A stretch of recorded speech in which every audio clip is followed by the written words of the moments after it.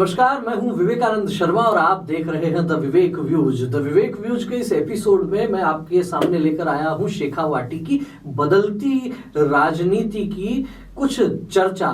राजनीति शेखावाटी में कैसे बदल रही है, क्या ध्रुवीकरण हो रहा है। पिछले दिनों जिस तरीके से फतेहपुर विधानसभा क्षेत्र के रोल साहबसर गांव और उसके आसपास में कोई घटना थी, जो बताया जा रहा है, जो जानकारी हमारे पास आई है कि कुछ मुस्लिम समाज के युवकों और जाट समाज के युवकों के बीच में कुछ लड़ाई झगड़ा हुआ और उसको लेकर हालांकि बताया ये भी जा रहा है कि गिरफ्तारी भी हुई। लेकिन मैं जो जानकारी आपके सामने लेकर आ रहा हूं उसको लेकर जिस तरीके से सभाएं हुई हैं, जो बैठकें हुई हैं और उन बैठकों में भारतीय जनता पार्टी से वहां के प्रत्याशी रहे श्रवण चौधरी का जो भाषण रहा, वो भाषण यदि आप उसका राजनीतिक रूप से विश्लेषण करेंगे तो आप पाएंगे कि निश्चित रूप से बहुत कुछ बदलता हुआ लग रहा है। वहां की राजनीति कुछ अलग करवट लेती हुई दिख रही है। जो कुछ सोशल मीडिया पर वायरल हो रहे वीडियो हमारे सामने आए, जिस तरीके की भाषा उनमें कही गई,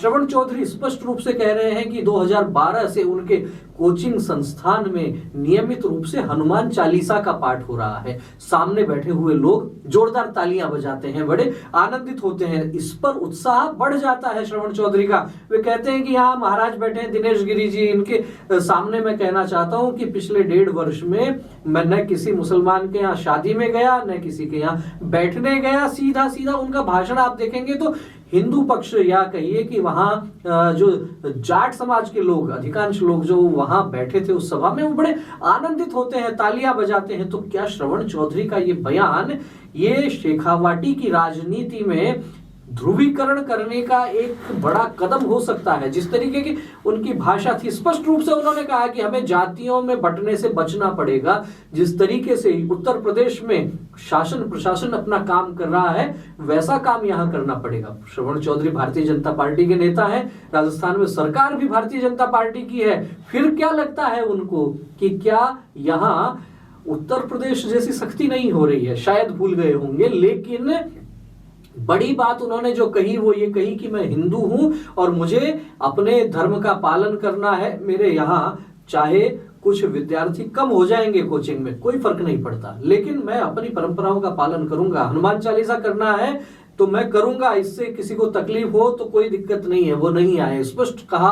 साथ ही साथ ये भी कहा कि किसी वार्ड में, किसी गांव में उनको कोई वोट नहीं मिला, 1 वोट नहीं मिला किसी बूथ पर। आखिर उसका क्या कारण है? मेरी शक्ल क्या इतनी खराब है? लेकिन कारण क्या था? उन्होंने स्पष्ट कहा कि उनका लब्बलुआब कहने का यह था कि मुस्लिम समाज भारतीय जनता पार्टी को वोट नहीं देता, ऐसे में आपको भी इकट्ठा होना पड़ेगा। शुद्ध रूप से राजनीतिक भाषण उन्होंने दिया। ध्रुवीकरण वाली जो बात हुई, और खासतौर पर शेखावाटी की बात करें तो बड़ी संख्या में कायम खानी मुसलमान वहां रहते हैं। चाहे झुंझुनू की बात हो, चाहे फतेहपुर शेखावाटी की बात हो, लक्ष्मणगढ़ की बात हो, उस क्षेत्र में बड़ी संख्या में कायम खानी मुसलमान हैं। और जब ये चुनाव परिणामों का विश्लेषण करते हैं तब ये स्पष्ट हो जाता है कि किस बूथ से आपको कितना वोट मिल रहा है। तो जब श्रवण चौधरी को लग ही रहा था कि मुस्लिम समाज के वोट उनको नहीं मिलते हैं, तो फिर वो हिंदू समाज के वोटों का ध्रुवीकरण करने के हिसाब से उन्होंने ये भाषण दिया। लेकिन जिन्होंने वो भाषण सुना, वो वीडियो देखा, वो निश्चित रूप से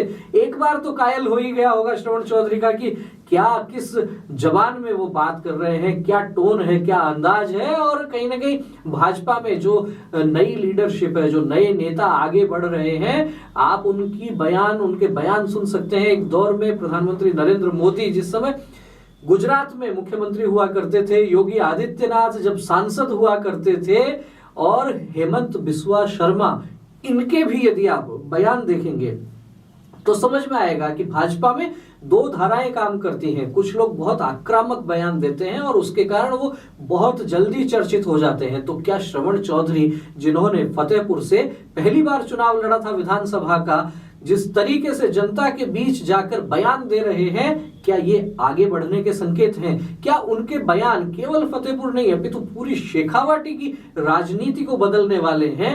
ये भी आने वाला समय बताएगा। बहरहाल हमारी वहां के कुछ लोगों से चर्चा हुई, उन्होंने कहा कि अभी मामला पूरा नियंत्रण में है, शांतिपूर्ण माहौल बन गया है, लेकिन सोशल मीडिया पर तो चीजें चलती ही रहती हैं। हम वीडियो के माध्यम से ये भी आप सब लोगों से अपील करना चाहेंगे कि किसी प्रकार की अफवाहों पर ध्यान नहीं दें, आसपास में अपने शांति बनाए रखें, सामाजिक सौहार्द बनाए रखें, अपनी सुरक्षा को ध्यान में रखते हुए आप सजग अवश्य रहें, लेकिन अफवाहों से बचें ये भी जरूर है, क्योंकि राजनीतिक रूप से क्या बयानबाजी होती है उनका एक अलग विषय है। सामान्य व्यक्ति को शांति बनाए रखना चाहिए, लेकिन अपनी सुरक्षा की भी चिंता अवश्य रखनी चाहिए। आपका क्या कहना है? जिस तरीके से ये बयान श्रवण चौधरी ने दिया है, अनेक लोगों ने उसको सोशल मीडिया पर लाइव चलाया है, वायरल किया है। आपने श्रवण चौधरी की राजनीति जो केवल अभी पिछले विधानसभा चुनाव से प्रारंभ हुई है, क्या लगता है इस तरीके के बयानों से श्रवण चौधरी का भारतीय जनता पार्टी में कद बढ़ने वाला है? क्या उनकी भी गिनती कुछ आक्रामक नेताओं में होने वाली है? क्या कहना है आपका? कमेंट करके हमें अवश्य अवगत करवाएं। वीडियो अच्छा लगा हो तो इसे लाइक करें, अधिक से अधिक लोगों तक शेयर करें। फिर मिलेंगे एक नए विषय के साथ, एक नए वीडियो के साथ। तब तक देखते रहिए द विवेक व्यूज। बहुत बहुत धन्यवाद। नमस्कार।